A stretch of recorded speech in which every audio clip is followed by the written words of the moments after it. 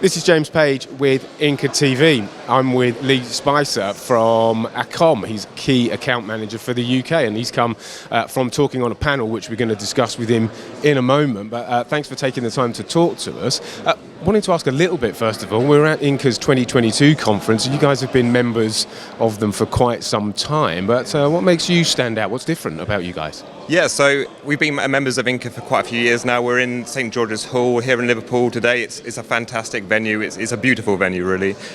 We spoke earlier in the panel about net zero sustainability, and it's just a beautiful place to be. INCA, I think, for Acome is an extremely important tool for us, and it's an extremely important thing for us to be a member of INCA, because really what it gives us is it gives us a view of what are the commonalities of the altnets in terms of what their challenges are, what the opportunities might be for us to deliver them value. So I think it is really, really important for us to be a member, and we cherish being a member as well. So in terms of Acome, Acome is a French cooperative company. We're actually celebrating our 90th anniversary this year, which is fantastic. And really what differentiates us is we're a cooperative, and that's quite different in the industry. So a cooperative means that all of the employees in the company have a share of the actual business rather than shareholders, for instance, which is kind of the common thing in the industry. And that really enables us to do things which other companies can't, so to think really far ahead, maybe 10 years ahead, and think, what do we need to develop? And with that kind of structure, it really enables us to differentiate our products and our services in that way. So, yeah. Superb. Well, congratulations on the 90 years, by the way. So French company, we know, but hugely successful in the UK. Why is that, and what are the sort of things that you provide to this market? Yeah, so I think, again, going back to Acome being a cooperative, it really enables us to look really far ahead, and that means that we can do things like develop products which we might think are going to be 5 or 10 years ahead. And actually today we're going to be presenting a new product, the 96 fibre ultra lightweight PIA approved cable.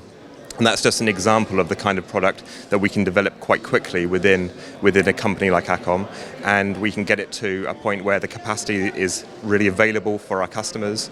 And again, I think that's what differentiates us, and that's what's brought our success in the UK. So, yeah. Fantastic. We're looking forward to seeing more of that product. Now, your panel that you're on was the net zero panel. Yeah. So you're up there talking about several different things from Acome perspective. Perhaps you can just go into a little bit more detail about what you were covering there.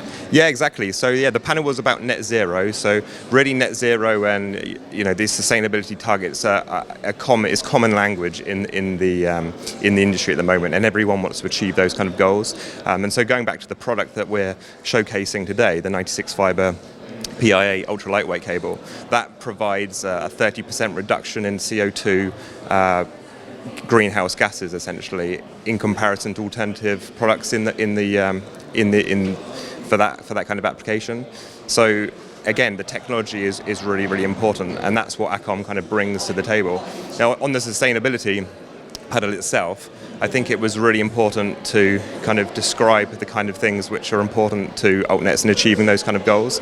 And one of the recommendations we were making was, for instance, that if an altnet really wants to achieve sustainability, then really what they need to be doing is looking at products that provide a benefit, but also ensuring that those benefits are kind of verified by a third party.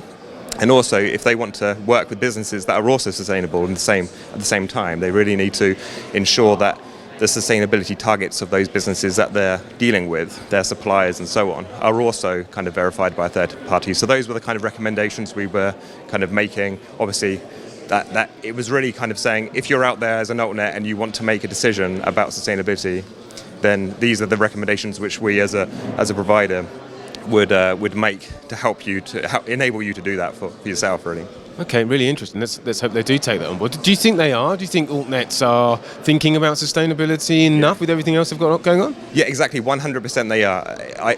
From what we see when we talk to our customers, what we see in tenders is it's a common thing to want sustainability, but whether or not sustainability is just a kind of tick box, or whether it's something which has a metric, and people can say, okay, well, if we move to this product solution for this application, we're going to make these kind of savings. Those are two different things. And at the moment, maybe we're maybe with some altnets they're more towards the, it's a tick box, and other altnets they're, looking more into the deep facts and analysing it. But generally, as you say, the market is definitely moving towards sustainability is a key kind of business strategic kind of target. So yeah. Fascinating. Well, thank you. It was great to see you on the panel, and it was lovely to hear a bit more about it now. So appreciate you taking the time to talk to us. Thank you very much.